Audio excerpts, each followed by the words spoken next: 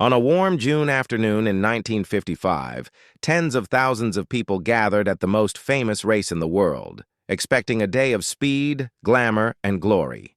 Within a few short hours, that day would become the darkest in the entire history of motorsport. In a matter of seconds, a single terrible chain of events would unfold in front of the packed grandstands at Le Mans, a tragedy so vast that it would change motor racing forever, drive one of the greatest manufacturers out of the sport, and see racing banned in countries across Europe. This is the story of the 1955 Le Mans disaster. By 1955, the 24 Hours of Le Mans was the greatest motor race on Earth. Held each June on public roads in the French countryside, it drew the finest manufacturers, the bravest drivers, and hundreds of thousands of spectators. It was a festival of speed and glamour, a celebration of the post-war world racing back to life. But beneath the glamour lay a deadly problem. The cars had become staggeringly fast, approaching 300 kilometers an hour on the straights. The circuit, however, had barely changed since the 1920s. The pit straight was narrow, lined only by simple earth banks and low fences, with crowds pressed close to the action. The speed of the machines had outgrown the safety of the track. It was a disaster waiting to happen. At the front of the field, three great manufacturers went to war. Mercedes-Benz had returned in force with the 300 SLR, a silver projectile of breathtaking speed, its bodywork made partly from a light magnesium alloy. Jaguar fielded the D-Type, armed with a secret weapon, modern disc brakes that could slow the car far harder and far later than its rivals, and behind them ran smaller, slower cars sharing the same narrow strip of tarmac. Among the drivers were the titans of the age: Manuel Fangio, the greatest of his generation; Hawthorn, the fast, fair-haired British star in the Jaguar; and Pierre Levegh, a proud French veteran driving for Mercedes, living his dream at his home race. As the race began, no one could have imagined how these names would soon be bound together forever. For the first 2.5 hours, the crowd was treated to a magnificent duel. Hawthorn in the Jaguar and Fangio in the Mercedes traded the lead at blistering speed, lap after lap, pushing each other to the very edge. The two cars hurtled down the pit straight again and again, just feet from the spectators and the pit wall. It was thrilling. It was also desperately dangerous. On that narrow road, faster cars were constantly catching and passing slower ones, with tiny margins for error. Everything depended on every driver doing exactly the right thing at exactly the right moment. And then, at around 6:30 in the evening, one small decision set off a chain of events that no one could stop. Hawthorn, leading, was signaled to come into the pits. As he approached at high speed, he braked hard, far harder than the cars around him could, and moved to the right toward the pit entrance. Just behind him was the slower Austin Healey of Lance Macklin. Suddenly confronted with the rapidly slowing Jaguar, Macklin swerved sharply to the left to avoid hitting it. But in that instant, bearing down on them both at enormous speed, came the silver Mercedes of Pierre Levegh.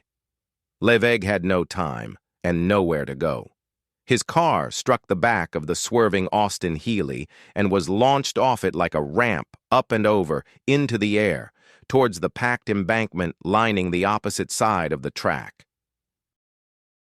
What happened next is almost too painful to describe. Levegh's Mercedes flew into the crowded spectator area at terrible speed and disintegrated. Large parts of the car broke away and were hurled into the densely packed enclosure. Then the magnesium-based bodywork caught fire, burning with a fierce, white-hot intensity that rescuers, not understanding the metal, could not put out. Water only made the flames worse. The car burned for hours. Pierre Levegh was killed instantly, and in the spectator enclosure, the toll was catastrophic. In the space of just a few seconds, in front of a horrified crowd, the deadliest accident in the history of motorsport had taken place. And then came one of the most controversial decisions in racing history. The race was not stopped. The organizers made a cold, calculated choice. If they halted the race, the hundreds of thousands of departing spectators would jam every road around the circuit and block the ambulances desperately trying to reach the injured. So the cars raced on, hour after hour, past the very place where the tragedy had occurred. Late that night, the management of Mercedes-Benz, in quiet horror at what had happened, took the decision to withdraw their remaining cars from the race as a mark of respect. Their great rivals at Jaguar chose to continue. When the 24 hours finally ended, Mike Hawthorn was declared the winner, a victory forever shadowed by grief. As the world woke to the news, the scale of the catastrophe became clear. More than 80 spectators had lost their lives, along with the driver Pierre Levegh. More than 100 others were injured. It remains to this day the deadliest accident in the history of motorsport, and one of the worst disasters in the history of all sport.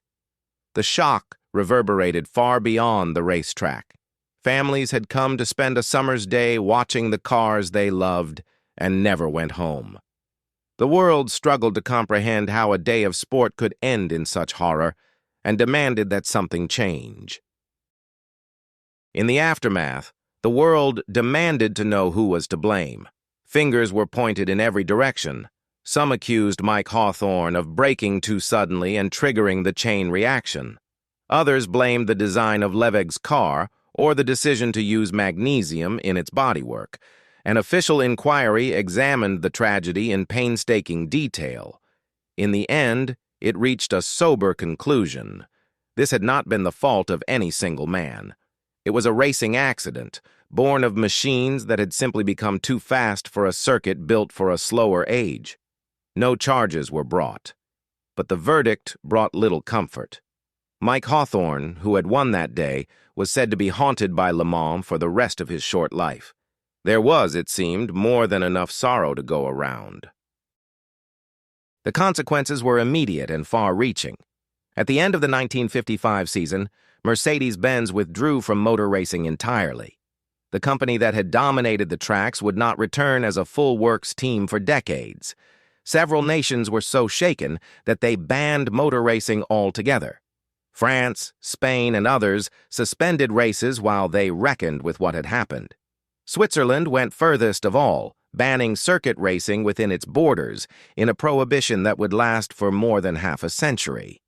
Around the world, the sport was forced to look at itself in the mirror and to confront a truth it had long ignored, that it was endangering not only its drivers, but the very people who came to watch.